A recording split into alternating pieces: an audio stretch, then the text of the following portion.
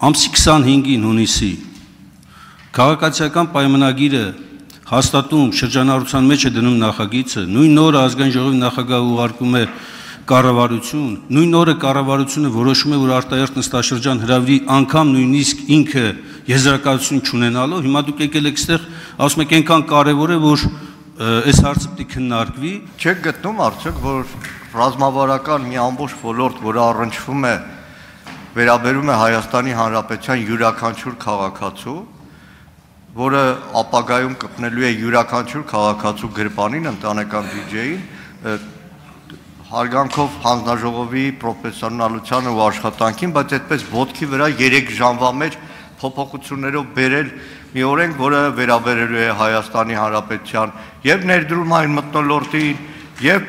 ընդհանրապես կառավարման համակարգին եւ նման ռազմավարական ոլորտին, ինչպիսին էներգետիկան է, տարբեր դրսևորումները։ Հիմա հարցը ինչու՞մն է, պարոն Մանուկյան, հարցի ձևակերպումը։ Չէ, չհասկացա։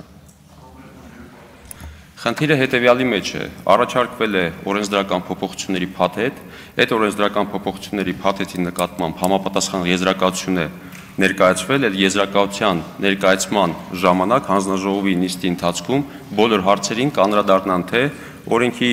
հեղինակները եւ թե համապատասխան հարակից զեկուցողները, իսկ ինչ վերաբերվում է իմ անձնական կարծիքին, ցանկացած ռազմավարական ոլորտ ունի կարևոր նշանակություն եւ այդ ռազմավարական ոլորտում իրականացվող վերահսկողությունը շատ կարևոր է։ Եվ այս առումով կարծում եմ այն քայլերը, որոնք ձեռնարկվում են, բխում են Հայաստանի Հանրապետության քաղաքացիների շահերից։ Շնորհակալություն։